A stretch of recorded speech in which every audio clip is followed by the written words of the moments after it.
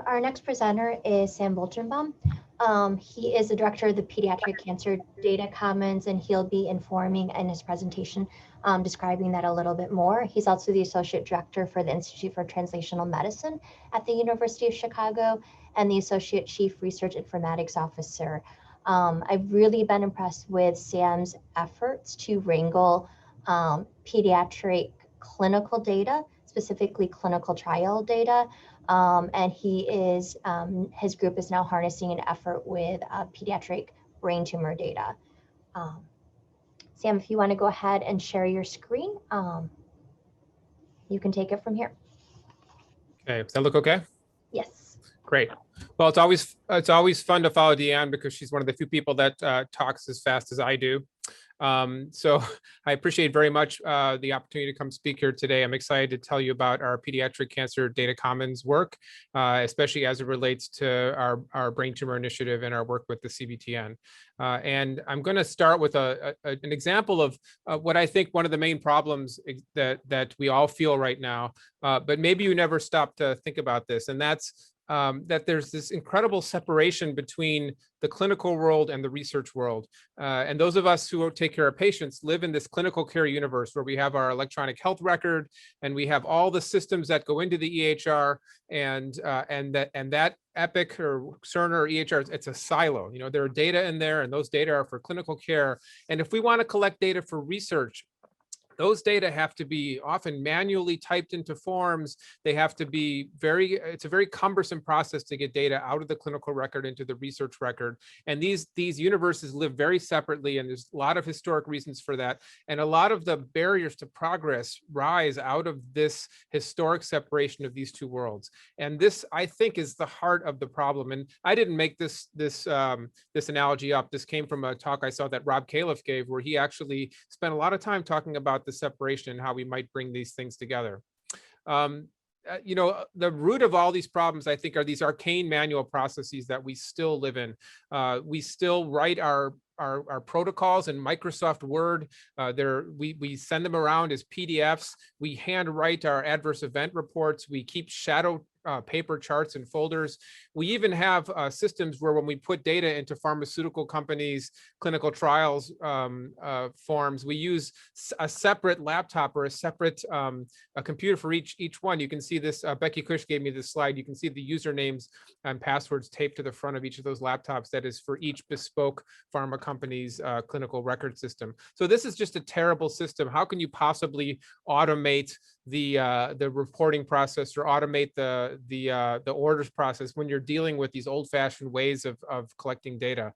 We have a pervasive lack of standards, or in fact, maybe too many standards. If we look in the Gene Expression Omnibus, which is an NIH compendium of gene expression data, this is all the ways that age is represented there. So if we can't do something as simple as call age the same thing, how can we possibly harmonize over much more complex variables that are related to things like brain tumors?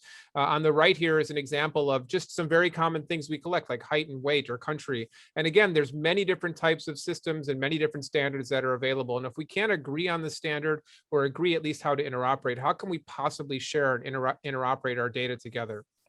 A couple other issues I think that are key. One is the fact that we have an information funnel that is really hampering our ability to do research. If I want to do a clinical trial and I want to capture cardiac function, heart function for a patient, I'm going to capture a single number, their ejection fraction, and that's going to end up in the research database, this EF, or shortening fraction. Where did that come from? That came from a report which came from a beautiful 3D video echocardiogram.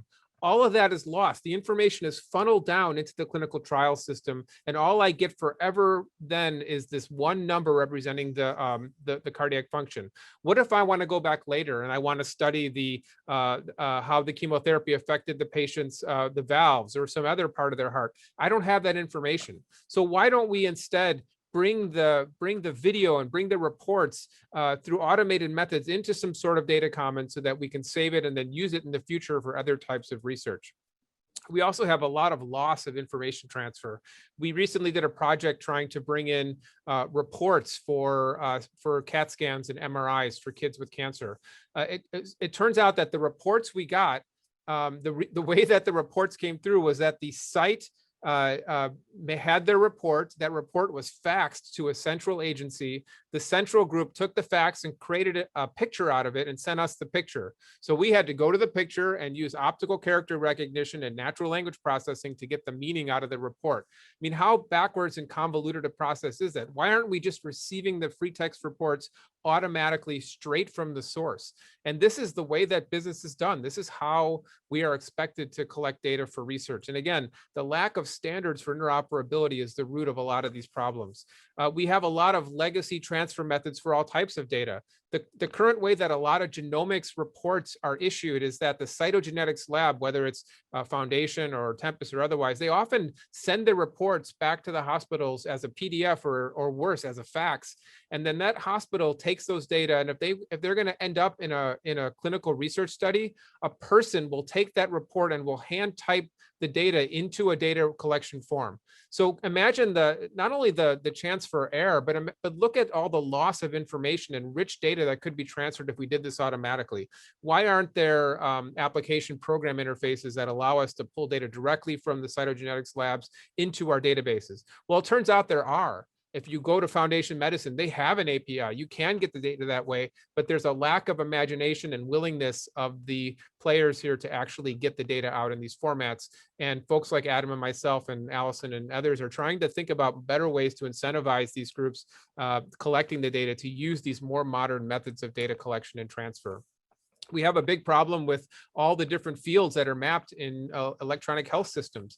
Here are 20 or so different hemoglobin values that exist in an electronic health record. And yes, these are all mapped to these LOINC codes, which is this old tried and true system for labs. But if you're collecting a hemoglobin for a clinical trial, which hemoglobin are you going to collect, and how do you know? It takes a human expert to look through the EHR, pick out the right hemoglobin, and then copy it into a form. So imagine if you're trying to automatically map these values, you're going to be at a loss. So yes, lab values are standardized, but how can we hope to know which values we're taking when we collect them for a clinical trial? What are the standards for that when every single component here is called hemoglobin? All right, so how do we fix this? So data commons, I'm sure you've all heard many things about commons, and I think at the heart of it, building data commons are going to be a critical answer to these problems. What goes into a commons are having data that are all speaking the same language. You can combine them across sources and across different types. So the clinical data, the genomic data, the proteomic data, all those data can be combined. Because of how rare pediatric cancers are in general, we have to collect data from all over the world to ever hope to have the right numbers of data to do these types of research. A data commons platform would streamline the process for you searching and accessing and requesting and downloading data, and then even give you a place to have centralized workflows and analytics, much of the same work that Adam and others are developing, these beautiful platforms for analyzing and visualizing data. Instead of just using it once, this is how we can maximize, as Warren talked about, the data from every child can be used for more than one study, and we can derive the maximum benefit. So how have we tackled this in our pediatric cancer data commons? We realize there's this lack of harmonization across groups. This is as an example of what we did with our rhabdomyosarcoma colleagues. There were 4 consortia we worked with, 1 in the US, the COG, and then 3 in Europe. And what we did is we took all of their case report forms and tried to align them to come up with a single data dictionary that would allow us to interoperate between all the data. Well, this was not easy. The case report forms, some of them were handwritten, some of them were most of them were in Microsoft Word or Excel. So we spent hours. This took us almost 2 years to develop this data dictionary with many, many meetings where we went line by line and looked at every single data element to come to consensus. But once we had consensus, we could build a common data dictionary. But this is expensive, time-consuming, meticulous work, and it involves a lot of meetings. Of course, now these meetings are on Zoom, but one day they will again go back to these in-person meetings where people get very passionate about these data standards and what we're going to include and what we're going to call the different stages of chemo and the different sites of disease. But if you really go through the work, you can actually get consensus among the various groups. This is exactly what we're doing with our new brain tumor, our new CNS data commons consortium, of which CBTN is part of, is starting to build out a data dictionary with partners from all over the country and hopefully all over the world, where we can build a set of standards that everybody can agree on. This is an example from again from the rhabdomyosarcoma. Each column here, the CWS, the COG, and the EPSSG, they had different ways of cataloging the site of disease. Bless their hearts, the EPSSG had so many different sites. They had a site of disease for upper lip and lower lip and tongue, whereas the rest of us just had face and head and neck or oral cavity. So we had to work very closely with these groups to try to come up with some way, some scheme of having a way to represent site of disease that everybody could agree on, that we could all harmonize our data to. And this took many, many sessions. But what you end up with then is a harmonized list of sites that everybody can agree on. So this is our finally finished harmonized data dictionary. This is the head and neck section for rhabdo. And these are the sites that everybody has agreed upon, so that when data are collected now at any of these consortia, they will use these sites of disease. Now, something else critical here is that we've mapped to standardized codes that represent these sites. There are many different ontologies and sets of codes. We've chosen to work with the National Cancer Institute's thesaurus, their set of codes, and they have these C codes. So if you look up this C code, it takes you to a website that shows you eyelid as a site of disease, and it has all of the description and the details. And so now I don't have to worry about somebody misspelling a site or misspelling a kind of disease. I have these codes, and these codes are universal. Anybody in the world who has the codes now can actually represent represent the site or the stage or whatever we're talking about without worrying about language problems, because we're all using the same code set. Now, sure, somebody could have a different ontology. They could be using CDISC or OMOP or Mondo or ICDO, but it doesn't matter because there are ways to interconvert between these code sets. The important part is that we've achieved consensus on the different elements, and we map to these standardized codes. So now this is the full picture. You have a common data dictionary. Now you can do two things really easily, or not easily, you can do them really well. You can harmonize old data that's been collected. You can take the last 5 or 10 or 20 clinical trials from all over these groups, all over the world, and you can harmonize them into the standard and put them in as an aggregated set of data. But going forward, you can now incentivize these groups as they collect further data to use these data elements, so that when they collect new data for studies, it's much easier to get into your data commons so that you can aggregate it. And then the thing we're doing that we're very proud of is we're working with the NCI to integrate our standards that we've developed with this international consensus into the NCI's data dictionary, so that future work where people go to the NCI for a resource will leverage the work that we've done, so that future data can be collected in the same format. So we've built a cohort and discovery tool. We have neuroblastoma, rhabdomyosarcoma, and several other data commons that are now coming up online. You can do a very discrete faceted search, showing just an example on the left, looking at, say, all the patients that are stage 4 neuroblastoma that have survived, and it'll show you instantly the number of patients. And then you can also have a visualization where you can instantly look at survival curves. You can stratify over different variables. And again, we want to make this publicly available. There's no protected health information here. This is all information that everybody should have access to for discovery of cohorts. And then if you really want to get at the data, you can apply for the data. You can download the data with the right kind of approval. The other thing we're doing is we're working with groups like the GDC and working with Adam and Allison and their group to connect, so that you can take a cohort that you discover in our rich clinical data set and link it directly to the genomic data or other types of omics data that are available throughout the Cancer Research Data Commons. So we're very excited about the prospect of bringing these data sets together. So we get updated outcomes data on our patients for Children's Oncology Group. So why not use those data alongside the genomic data that have been collected? You'll have a much richer set, a much better chance of making discoveries on the data that you have. This is our overall integrated picture now. So we have we've built we have built or we're building about 10 different data commons. The CNS data commons just got named 2 weeks ago, and it's coming up online. We've had many meetings, and we're now starting to build out the data dictionary. And as I mentioned, CBTN is a very active partner in our Inspire consortium. We are now seeing this not only as a set of data commons, but as a integrated set of data commons where somebody somebody could come in and search over many different disease types. They could then perform all sorts of analysis over those data, and then importantly, link out to those other data sets like I mentioned. And then we have a whole set of work groups that we maintain, everything from data dictionary development to governance to young investigator engagement, training, education, and so forth. And anybody who's interested at all in working with us, we'd love to have you be part of our groups and love to have your involvement. We have a structure now where we have these commons, we have the work groups I showed you, and now we're launching some global scientific advisory committee and an external advisory board that can really help us now think about the work we're doing on a global scale, how we can look at underdeveloped areas of the world, and how we can really think about bringing these standards to a much broader group. This is our leaderboard, which is on our website, and I only put it up here to show you that we have a very well-established pipeline of engaging stakeholders, working on the data dictionary, getting consortia together and getting memoranda of understanding, and then harmonizing the data and putting those data in the commons. We won't touch data until we have a data dictionary and a way to harmonize it. We're very passionate about the standards and making sure that the data are all aggregated correctly.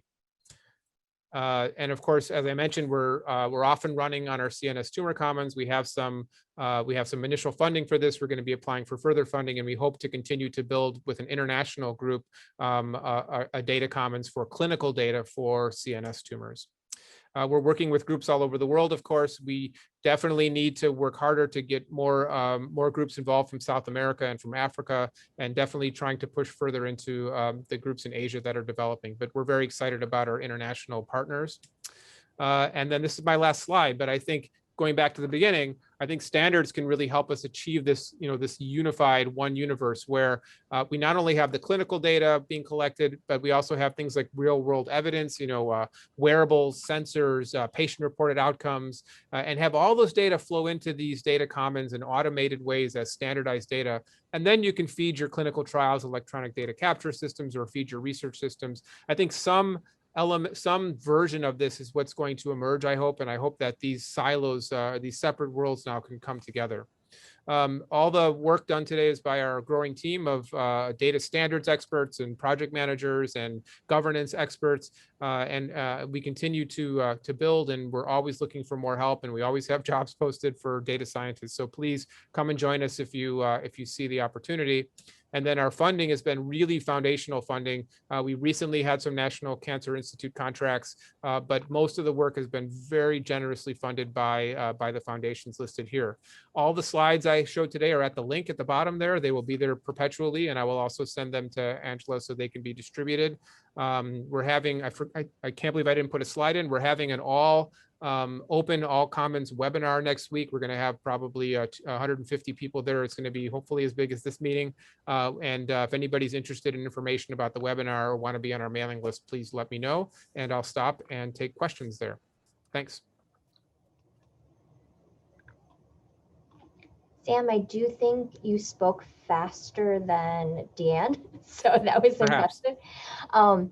I think the work that you are doing is incredible. I've been privileged to be involved. And the one thing I'd like to point out with one of the slides that you just showed is, as is often the case with brain tumors, we are trying to be very ambitious. And so that one slide you had other disease, like specific diseases, and we are really trying to tackle the entire brain tumor cohort. So instead of a disease within the CNS cohort, obviously with your team's guidance, we will do it disease by disease, but our whole goal is to really harness and capture clinical data, trial data, along with the real world data and have the two interconnect. Right, which is why we're trying to build the data dictionary all together at once, so that we don't have any pockets where we have to then extend the dictionary later. I think that's a really smart move on your guys' part, is to build this data dictionary as a single CNS dictionary entity. Before we segue into with the next presenter, if there's any comments, or Adam, if you see anything in the chat. No, just again, Sam, you're highlighting really the diversity of stakeholders it takes to put all the pieces together. And I think the combination of your data dictionary work, and really, I think you're sort of the becoming a gatekeeper into the diverse clinical trial network data. And I think you were trying to implicate this gently, but clinical trial data has not historically been easily accessible, integratable. And I think a lot of the work that you're doing is really going to empower it to intersect with the kind of real world data and trials data that CBTN, PNOC, and other groups have brought forth. So again, kudos to what is a monumental social engineering and informatic effort. Great. Yeah, thanks for the opportunity, Adam. I really appreciate it. Thank you.